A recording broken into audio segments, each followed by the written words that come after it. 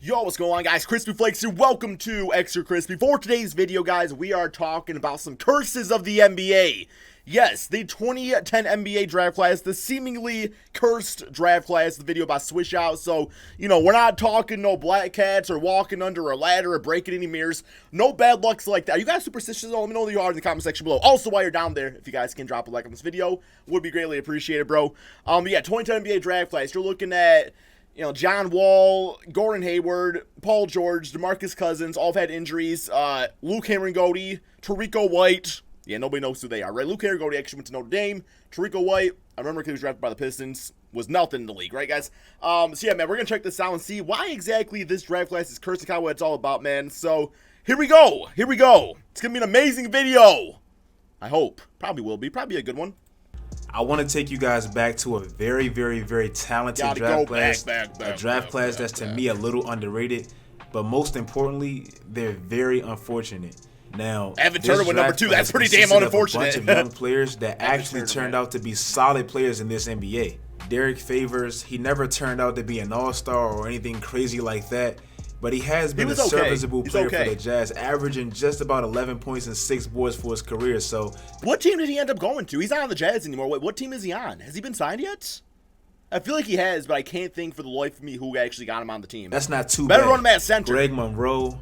He's been pretty pathetic as of late, honestly. But in his first 6 years, he did average 14 points and 9 rebounds. He didn't do shit. He wasn't a total bust, and he was pretty productive for his first 6-7 seasons. Trash. After starting his career on the bench, Eric Bledsoe made a real name for himself as a legit starting point guard in this NBA. He got paid, and he's on a very good team with the Milwaukee Bucks. He was behind Chris Paul. He was a good player in this draft. Avery Bradley, he's one of the best defensive players in the league. He was in this draft. So this draft produced a lot of respectable young talent, but I'm here to talk about the all-stars they had. The players that I like to... What the hell is that? Oh, it was Gordon Hayward, wasn't it? Categorized as unlucky as so, hell, man. Now, the number 1 pick in this draft, John Wall, came out as just a freshman. He was athletic. He had natural playmaking instincts, great scoring ability with his athleticism. He was a bigger point guard at 6'4". He was the next a respectable Rose. Defensive player with his imposing size. John Wall was a beast, and he came out as number 1, and everybody understood why. And in the NBA, as a lot of people predicted, his game translated relatively easily. He's always kind of reminded me of like a 6'4" LeBron James. He might not be as great as LeBron. His instincts might not be as great as LeBron because LeBron is one of a kind, but how he dominates his position. He had one of the greatest dunks I've ever seen. Like, I'm showing you guys now, I'm sure. Let's see it. He put it behind his back and dunked it with his left. I've never seen that in my life. And he didn't even travel. The NBA is filled with travels. He didn't even travel. That dunk was incredible. John Wall's a beast. But here's where the unluckiness kind of comes into play. After making 5 consecutive All-Star games, having a legit claim as the best point guard in the entire Eastern Conference, he's never really had he's put up the stats and the highlights, but outside of that, not really had much success. Last season, John Wall had to miss about 2 months with the surgery on his left knee, so that didn't look too good. Then this past season, he missed the majority of the season again with a heel injury. Somehow, with that heel injury, how do you rupture your Achilles at your house? And it got infected somehow, so it sounds like he has a good lawsuit.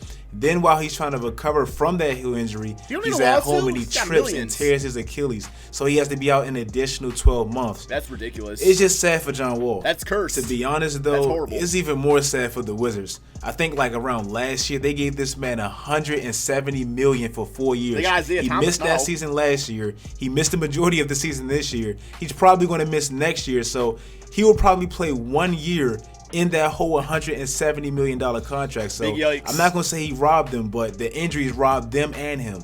On a serious note, though, I'm sad for John Wall because a player like that with an Achilles injury coming back, and he relies heavily on his athleticism and his speed to get past defenders. And I could see him becoming like a kind of like a Rondo type of player. Like when it's all said and done, if the athleticism's not there, because Rondo's had some serious injuries in his career, like ACLs and stuff like that, and he's gonna always have that passing vision. That's always gonna be part of his game, and I feel like if he can get a decent 3-point shot, 33, 34%, I feel like John Wall could still contribute to the game, just in a different way.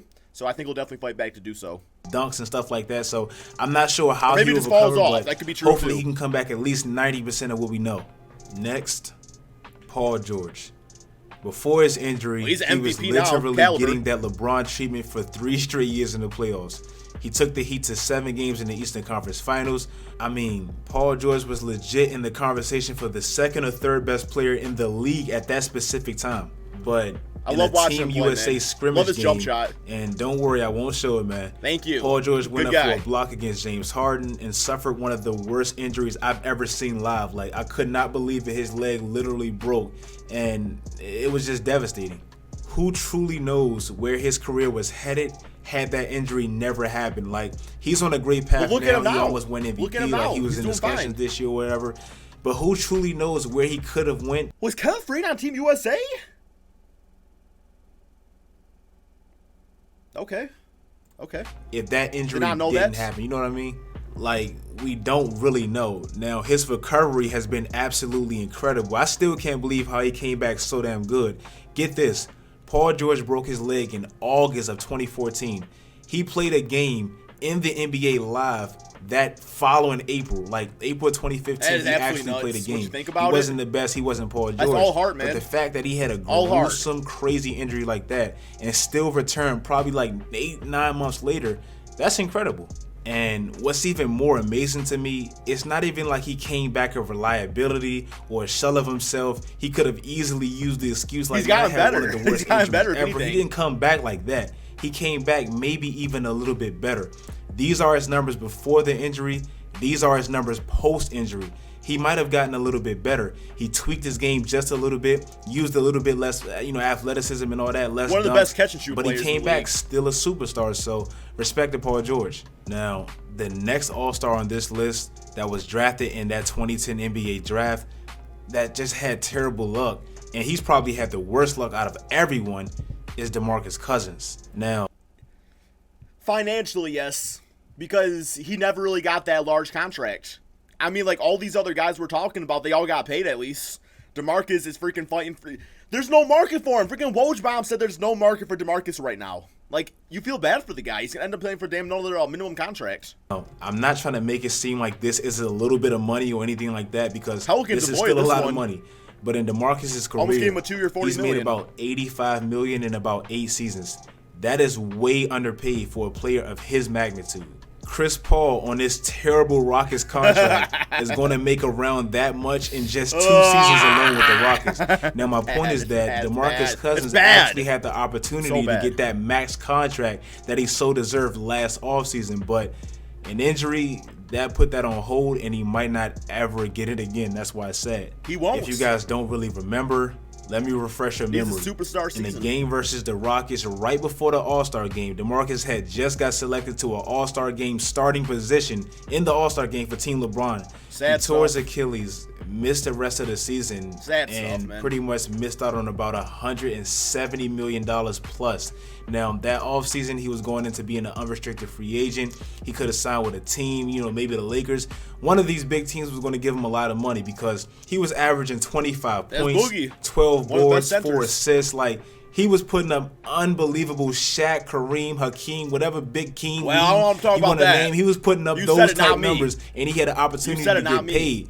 But it never happened because of a damn injury. Like I said, man, this draft class with these damn All-Stars, they all suffered crazy ass. Bro, where's that jump shot at now? He wasn't shooting like that at all for the Warriors, man. Injuries, and I didn't even get to maybe the worst one, and that's coming up next. Eating his own legacy.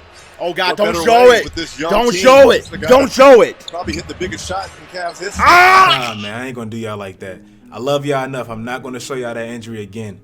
But Gordon Hayward, we all know what happened, scared the hell out of me. And what's even more sad is that his career, I'm not even sure if he can get back to the same guy that he once was. At least he got Gordon paid. Hayward, before that injury, he was coming off of his best season as a pro. I mean, he had just made an All-Star game in the Western Conference. That's hard as hell to do. Won a playoff game, won a playoff series, got the Utah Jazz to the semifinals. So he was actually looking good. And when he became a free agent, he had multiple million-dollar contract offers and all this stuff. Miami and Boston was battling for him. Got that contract, played his first game in Boston, and within like the first 5 minutes, that happens. Yeah, I can't believe how quick it was. This season, I mean, I'm just thanking God that he's back on the court. I can't really expect too much from him after an injury like that. Everyone was so hyped for him, he's pretty much a shell of himself.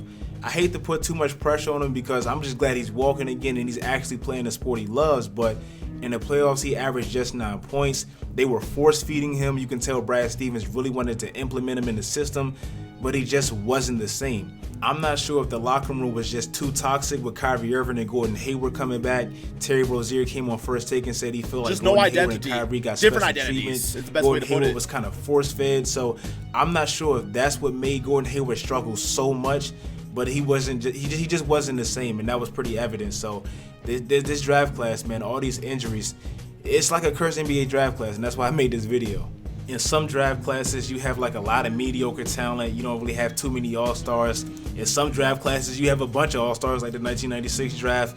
But this draft class was just unique to me because it had 4 all-stars, 4 productive players, and a bunch of talent around them. But the all-stars mainly, they all suffered tragic, devastating, career-ending type injuries. And 3 of them, we don't really know how they're going to return. DeMarcus Cousins, is he ever going to get back to that dude that we once knew? I don't think so. John Wall is suffering an Achilles injury. We don't know how he's going to be. And Gordon Hayward, is he ever going to get back to the guy that we once knew as well? Paul George, he made a return, so that's great. But everybody else, we don't know. Comment and tell me if you ever really thought about. I think at the end of the day, the worst one out of all of them probably got to be DeMarcus Cousins, guys. It's got to be DeMarcus Cousins because, like I said about the other dudes, like, yes, they had horrible injuries, but the NBA is a business. Like, yes, these guys love basketball, but they're also in it for the money aspect. Like, why wouldn't you be? And all those guys got large contracts except DeMarcus. Like, DeMarcus is fighting for a damn minimum contract, guys. When was Isaiah Thomas drafted? Because that's another dude that never really got his payday because of injury. But, yeah, guys, give me your thoughts about this in the comment section below. Absolutely horrendous to hear, like, players that are just, like, cornerstones of franchises just going down with these bitch-ass injuries, but that's the game of basketball, guys. That's how it's always going to be. There's always going to be one guy every season that you don't get to watch anymore. Kristaps Porzingis, another good example too, but of course not in this draft class. So yeah, man, thank you all so much for watching. Be sure to drop that like, subscribe if you're new to my channel, and peace out, my friends.